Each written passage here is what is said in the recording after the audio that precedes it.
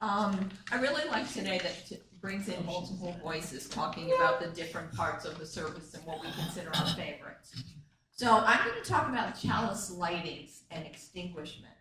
Simply put, these two rituals begin our service, focusing us in the spirit of worship, and ends it, leaving us with a thought to take away.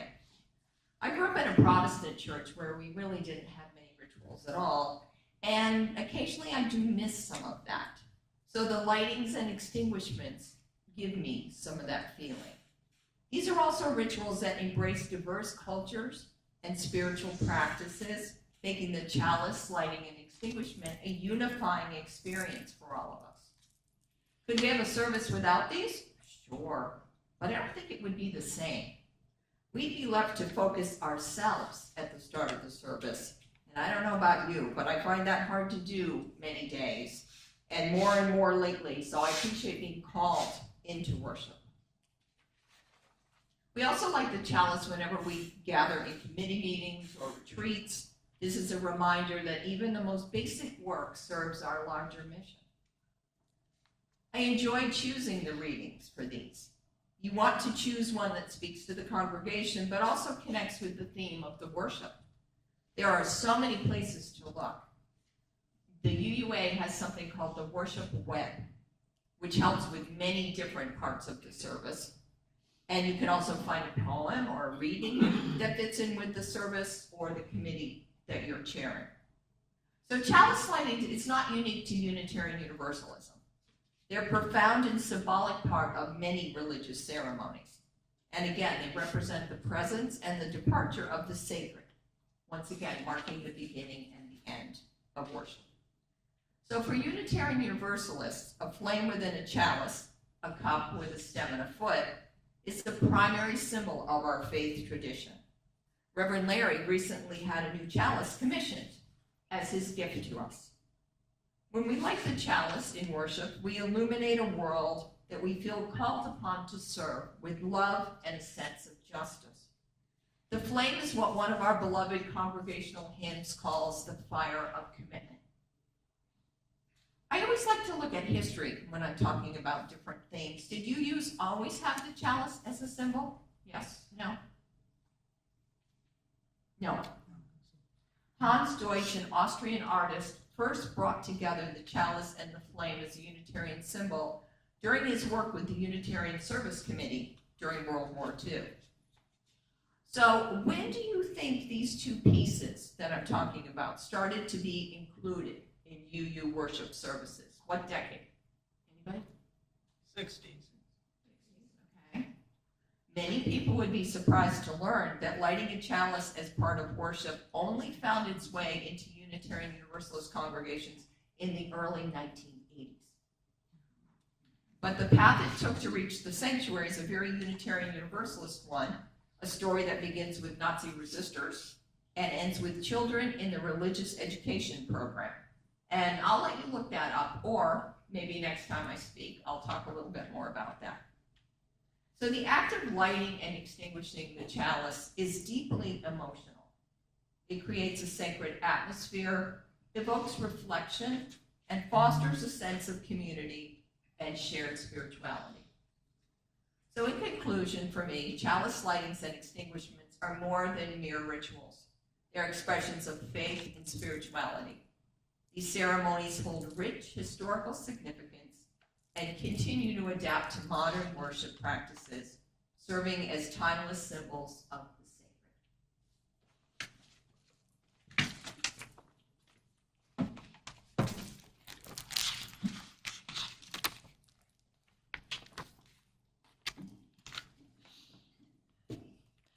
I can't remember a time when I didn't sing.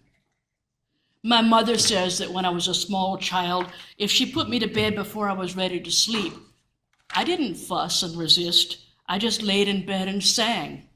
I would wave my arms in rhythm with whatever I was singing. When I was 8 and I began to take piano lessons, as soon as I was skilled enough to figure out a piece by myself, I was accompanying myself, singing old songs from the 1890s or early folk songs or whatever else there was lying around the house so that I could con someone into buying for me.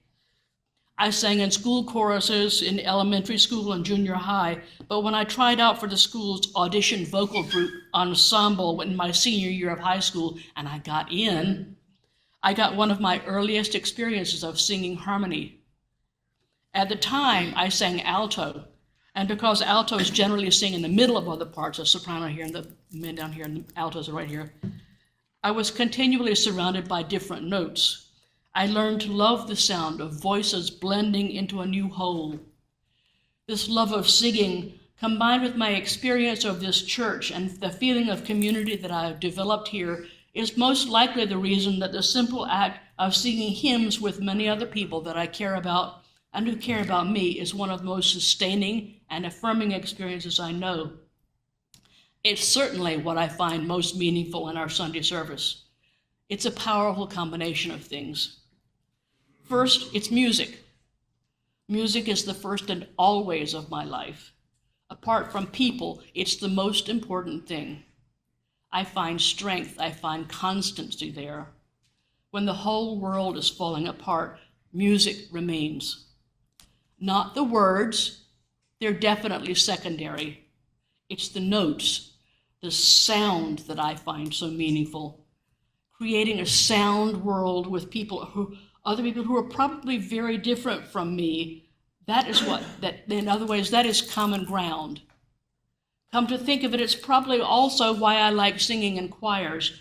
Plenty of people will tell you that it's difficult to keep to their own part when they hear somebody close to them singing a different part, but I particularly like sitting next to someone who is singing a different part from me. The feeling of creating harmony is comforting, settling, reassuring in a way that nothing else I can think of. Second, it's the gathered community speaking as one. We aren't picking apart some concept or arguing over whose turn it is to do blah, blah. It's the voice of the people. And we definitely aren't being passive. We're creating something together. This is probably the reason that I also like responsive readings and always make a point of including them when I design a service. Like singing hymns, it's giving voice to somebody else's ideas, but for me, that fact does not diminish the experience. It's the combination of voices aspect, the speaking together, that is so meaningful to me.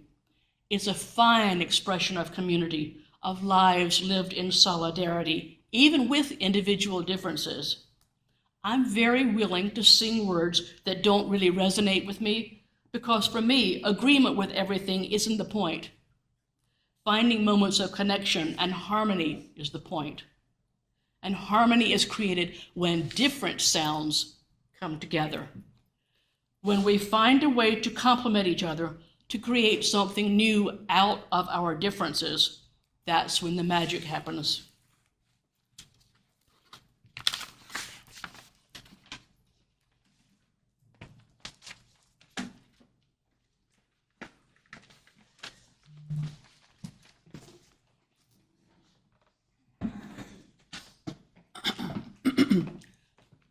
I love all parts of our Sunday worship service. Larry's inspiring talks about subjects dear to our hearts, the choir's inspiring and lovely voices. I know they work so hard practicing for us. I even like the passing of the collection plate. It's fascinating to watch.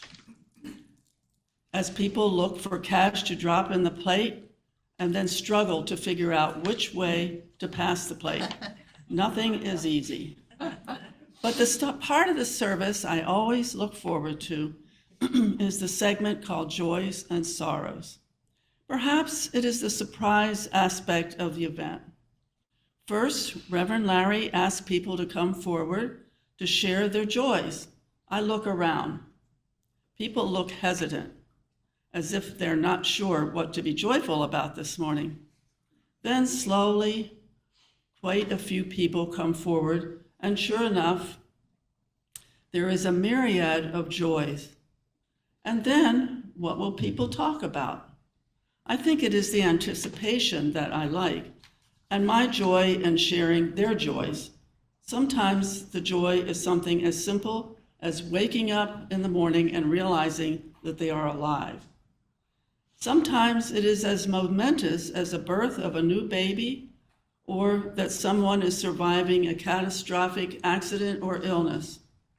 Some other examples are bringing a relative to the Lehigh Valley to live closer to relatives that already reside here, or the celebration of a 50th or 60th, 70th or 80th, or sometimes a birthday that sometimes it could be a 5th birthday.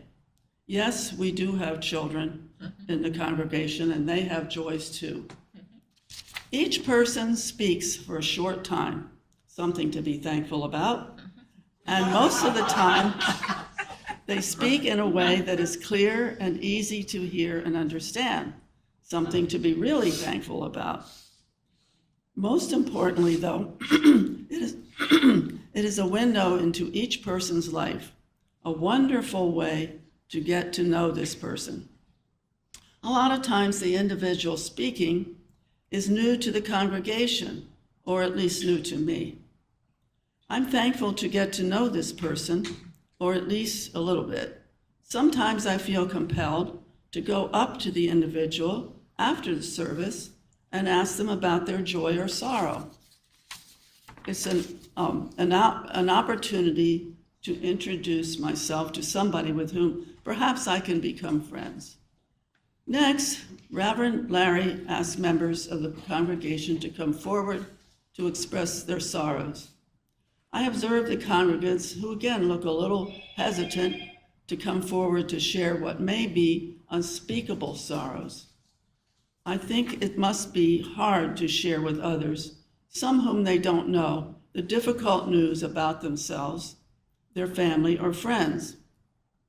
Being open to a group of people about a terrible disease or a death or a relative that might have had to go to jail or who caused an accident through negligence, it's so difficult. We want to always appear as if we are in control of our lives, which of course we are not. Sometimes I feel that we humans are really not much in control of anything. Unsurprisingly, not all sorrows are quite so dire. Is the death of a pet a real tragedy? Yes, it is for some of us sometimes, depending on the pet's lifespan and our frame of mind at the time. Or it can be accepted as part of living in our earthly world. To sum it all up, I value the joys and sorrows segment of our service because it is a window into our congregation's life for both longtime members and new people, all of whom I really want to get to know. Now I know them better, which gives me joy. I'll try to get off this thing. Need help?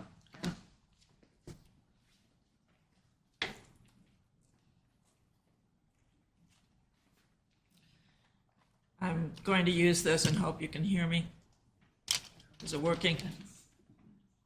Finished fixing it. Bernie? You can hear me? Bring it up a little closer to your Oh, mouth. sorry. How's that? There we go. That's better. Good morning, and good morning to the people on Zoom. I'm going to talk about silence, but that would be an oxymoron. So I'll include a little silence, and I'll try not to take too long.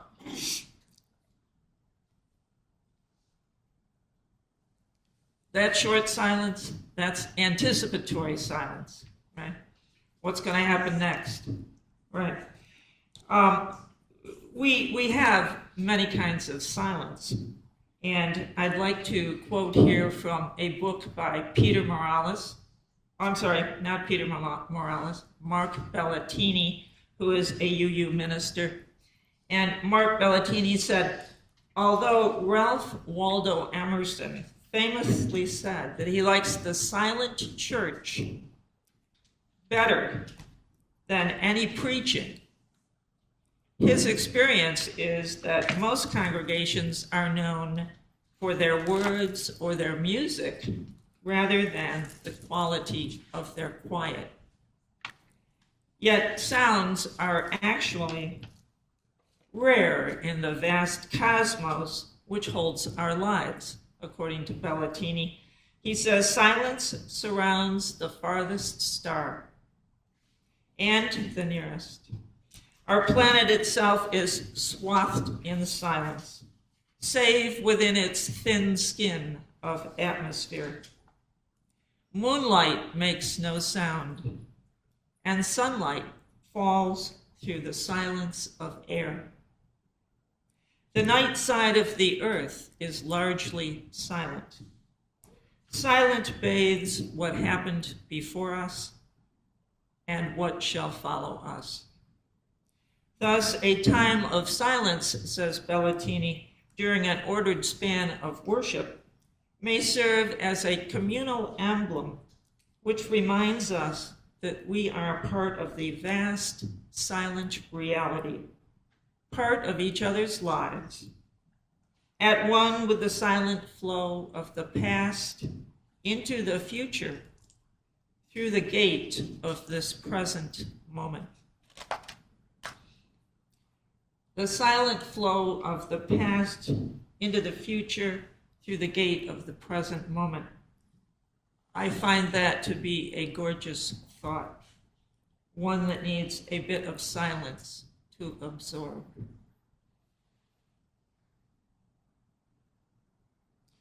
As a student of Buddhism, the silence of meditation and the silence of being together with the Sangha can be very welcoming. Somehow we can take silences like those into our daily living. We can use them to advantage, calming, centering. Can you take a sense of the silence that we experience in worship into your life during the week? Bellatini also talks of a silence that tells us that we belong to each other and to the far galaxies as well, which is surely a very lofty idea, but one that has some weight and meaning if you are a spiritual person. And aren't we spiritual people? On Easter Sunday, April 20th, it was my pleasure to serve as the worship associate with Reverend Larry. And I remember noting the quality of silence here that morning. On a usual Sunday after the sermon, we have joys and concerns, which can be a time of catharsis, sharing emotions and setting them alight with our candles. Then we have a congregational prayer or meditation, after which we're ready to settle into silence. On Easter, the silence here struck me. We were all sitting together and the silence went quite deep. There was no stirring, no sound. The doors didn't open or close. It was as though it were very thorough. It was restful. Do any of you remember noticing it?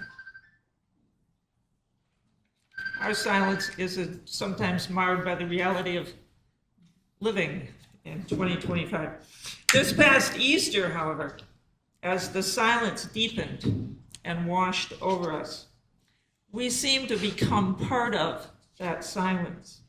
And I could imagine with my poet's imagination this whole entity of peopled silence filling the room, stretching up to the ceiling and maybe beyond the roof of Elvale, reaching past the roof and into the space above this building.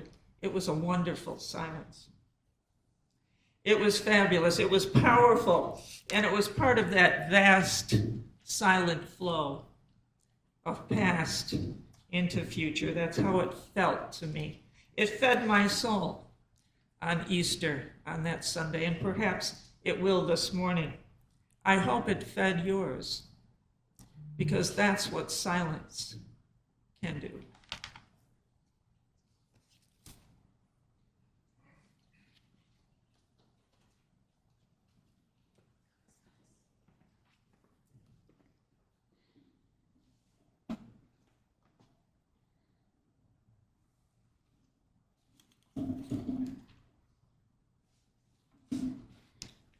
So this is why I'm here.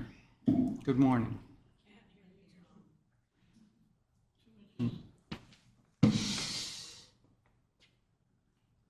How's that? Good morning. Let me begin with a simple truth. I don't come here because I have all the answers. I don't come here because I've mastered life. I come here, well, where else could I go where I'm guaranteed hugs and coffee and people who know my name and they even like me? This is my community. This is where I feel safe. This is where I find meaning. This is where I remember that I'm not alone, even when my week has been a bit of a mess. We gather here not just for sacred texts and silent reflection, but for something just as holy, each other.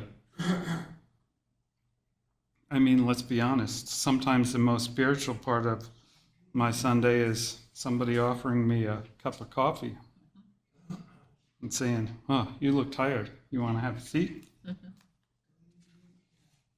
There's a verse in the Quran that says, "We made you into nations and tribes so that you may know one another." Not to divide, not to judge, not even to debate who makes the best casserole, but to know one another, to show up in each other's lives, to offer care, to be known. There's a moment in the Bhagavad Gita where Krishna tells Arjuna that his sacred duty, his dharma, is not to run from life, but to meet it fully with courage, with presence. That's what we're doing here. I really enjoy a good sermon. I value silence. And music speaks to me in ways that words just can't. But the part of the service that touches my heart most deeply is the human part. You know, this slightly too long greeting time where no one's sure if they're supposed to be sitting down or standing up. Laughter in the hallway, bickering over who makes the best muffins. These moments matter. They remind me that community is not made of grand gestures. It's made of shared presence. It's made of people looking out for each other, remembering names, asking questions, and waiting for real answers. It's someone noticing you're not here and texting, "Are you okay? I noticed you weren't in church today." You don't need to believe the same as I do. You don't have to pray the same way or even at all. You just have to show up. Open, kind, and curious. Spirituality isn't just about transcendence. It's about attention. It's noticing someone having a hard time and quietly being there. And the most advanced spiritual practice at all. Listening to someone repeat the same story for the fourth time and still laughing at the punchline. There's a verse in the Hebrew Bible, in Ecclesiastes, that says, "Two are better than one. If one falls down, one can help the other up."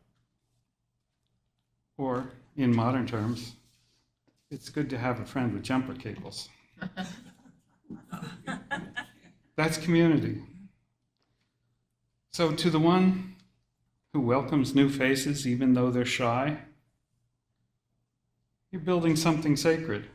To the one who sets up chairs and prints orders of service or fixes the mic for the 10th time, you're doing spiritual work. To the one who listens, who remembers birthdays, who shows up even when it's hard and you don't feel like it, you're the soul of the community. This place isn't holy because it's perfect. It's holy because we're here. With our questions, with our joys, with our messy, wonderful, very human selves. This is why I come. Not because I need to be right, because I need to be real. This is where I feel safe. This is where I find purpose. This is where I remember that I'm not alone. So thank you for being here. Thank you for showing up. And thanks for making this a place of laughter, care, meaning, coffee. Amen.